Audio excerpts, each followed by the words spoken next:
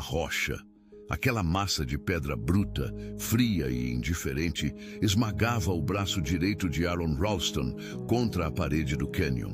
O peso, talvez umas 800 libras, era impossível de mover. Aaron estava preso, a centenas de quilômetros de qualquer vestígio de civilização, no meio do nada, em um cânion remoto de Utah. O silêncio era profundo, quebrado apenas pelo som da sua própria respiração irregular. Não havia ninguém por perto, nem uma alma viva em um raio de dezenas de quilômetros. A dor começou como uma pontada aguda, mas logo se transformou numa agonia constante e pulsante que irradiava do cotovelo para o ombro. O frio da pedra subia pelo braço, teimando em congelar os ossos. Aaron tentou puxar, empurrar, se contorcer, mas a rocha não cedia 1 milímetro. Era como se a própria montanha tivesse decidido segurá-lo ali, um castigo silencioso e implacável. Cada tentativa de libertação era um lembrete cruel da sua impotência. O desespero, uma fera que esperava na escuridão, começava a rosnar baixinho. A água que ele levava numa mochila não duraria muito. Ele tinha poucas provisões, apenas o suficiente para um passeio de um dia, no máximo. Ninguém sabia onde ele estava. Ele sempre preferiu a solidão, a liberdade de explorar sem amarras. Mas agora, essa mesma liberdade o havia encurralado. A sede começou a arranhar a garganta, um aviso do que estava por vir. O corpo, acostumado à agitação e ao movimento constante, agora estava imobilizado, vulnerável, à mercê dos elementos. Mas, estranhamente, Aaron não entrou em pânico. Não houve gritos histéricos nem lágrimas. Em vez disso, uma calma assustadora o envolveu. Ele avaliava a situação com a mente clara, quase como se estivesse observando um problema de engenharia complexo. A rocha, o braço, o tempo, as possibilidades. Ele revisava mentalmente cada cenário, cada tentativa de escape, cada ferramenta na sua mochila. Era uma serenidade que beirava o absurdo, considerando a gravidade da sua situação. O desespero estava ali, sim, mas ele o mantinha à distância com uma disciplina quase robótica. A natureza, que ele tanto amava, que ele buscava em cada trilha, em cada cânion, agora o aprisionava brutalmente. As rochas que ele escalava, os desfiladeiros que ele explorava, tudo aquilo que o fazia sentir vivo, agora conspirava contra ele. Era uma ironia cruel, uma justiça poética que o colocava diante da sua própria mortalidade, no lugar que mais o fazia se sentir imortal. O sol começava a se mover no céu e as sombras alongavam-se, trazendo consigo o frio da noite. Aaron sabia que não poderia ficar ali para sempre. A água acabaria, o frio o venceria e a dor se tornaria insuportável. Uma decisão extrema, algo que ele jamais imaginaria, começou a se formar em sua mente, ainda que inconcebível. Uma ideia horrorosa, mas que parecia ser a única saída. Antes de continuarmos, inscreva-se no canal e diga-nos nos comentários onde você está assistindo. Para entender como Aaron chegou àquela encruzilhada mortal, precisamos voltar um pouco no tempo. Ele não era um aventureiro comum. Aaron Ralston era um desses espíritos inquietos que encontram paz no isolamento e na adrenalina. Desde muito jovem, ele se dedicava à escalada, ao montanhismo e à exploração de canyons. Para ele, a rotina de um escritório era uma prisão. O ar livre, as rochas, o desafio físico e mental, isso sim era vida. Aaron tinha uma paixão quase obsessiva por lugares remotos, aqueles onde a pegada humana era rara. Ele passava fins de semana, feriados e até tirava folgas do trabalho para se aventurar por trilhas esquecidas e cânions intocados. A solidão não o assustava, pelo contrário, ele a buscava. Era nesses momentos de isolamento que ele sentia uma conexão mais profunda com a natureza e consigo mesmo. Não que ele fosse antissocial, mas a companhia da montanha era, para ele, mais estimulante do que a de muitas pessoas. Essa tendência a ser um aventureiro solitário, no entanto, vinha com um custo. Aaron tinha o hábito de não informar ninguém sobre seus planos detalhados. Ninguém sabia exatamente para onde ele ia, nem quando voltaria. Ele partia com a mochila nas costas, um mapa, algumas provisões e uma confiança inabalável em suas habilidades. Eu sou bom nisso, ele pensava. E de fato era. Ele era experiente, forte e inteligente. Enfrentou inúmeros desafios e sempre saiu vitorioso.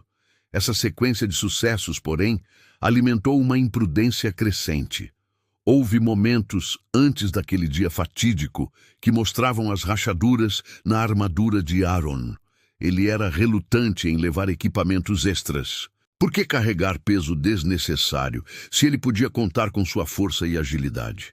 Um kit de primeiros socorros mais completo? Uma corda a mais? Um localizador via satélite? Bobagem, ele pensava.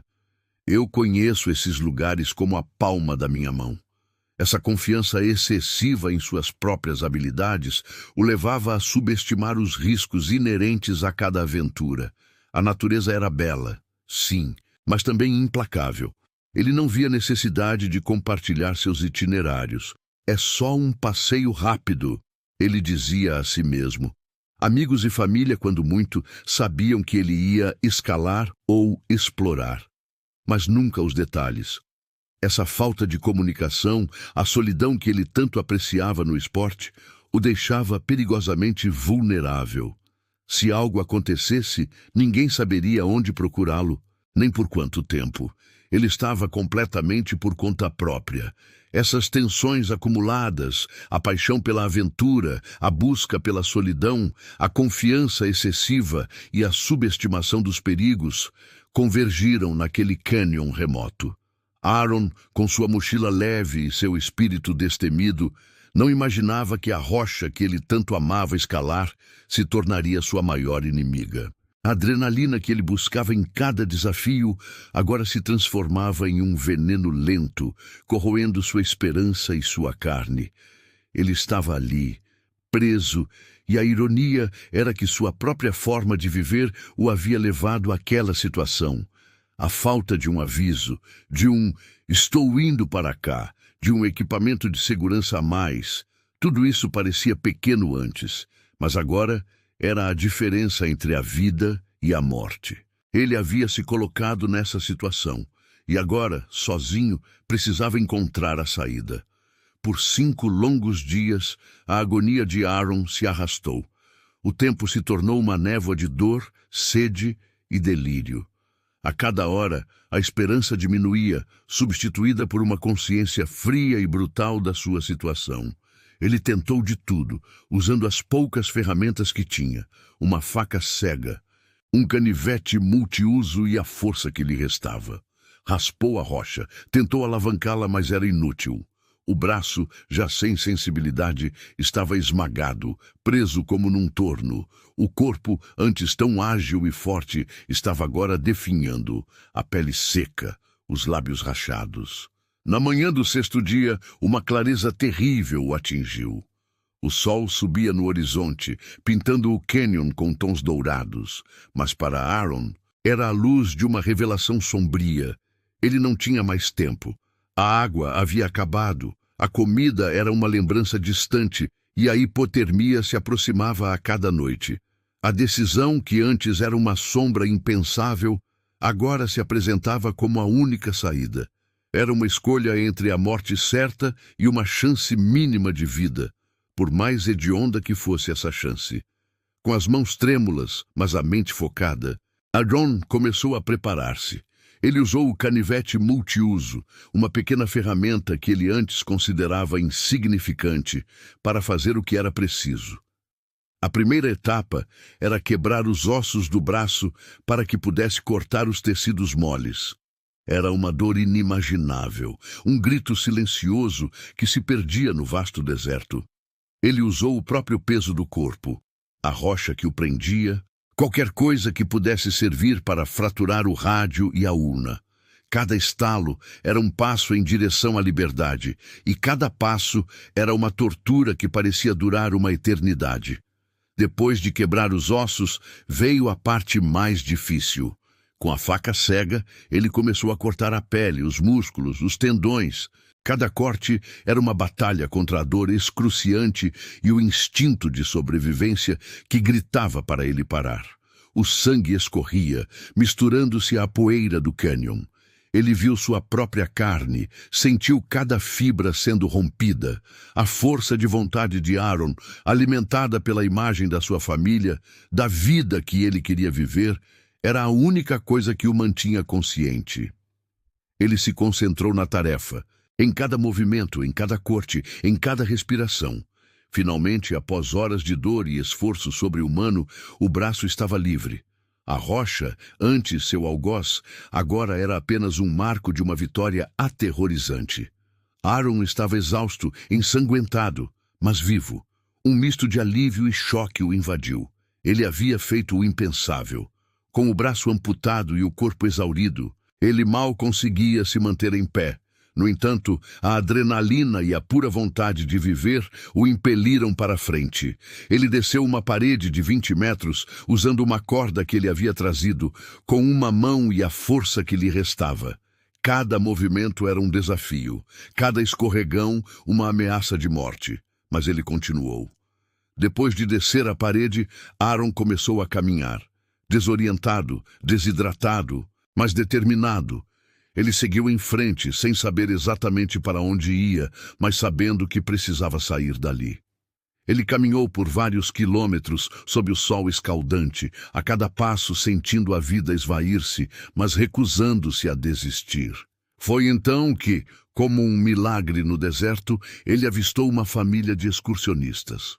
Os pais e o filho, chocados com a visão do homem ensanguentado e sem um braço, correram para ajudá-lo. O resgate veio e Aaron foi levado de helicóptero para um hospital. A recuperação física de Aaron foi longa e dolorosa, mas ele sobreviveu. A cicatriz no ombro era um lembrete constante do que ele havia passado, mas também da sua incrível resiliência. Ele se adaptou à nova realidade, aprendendo a fazer tudo com uma mão.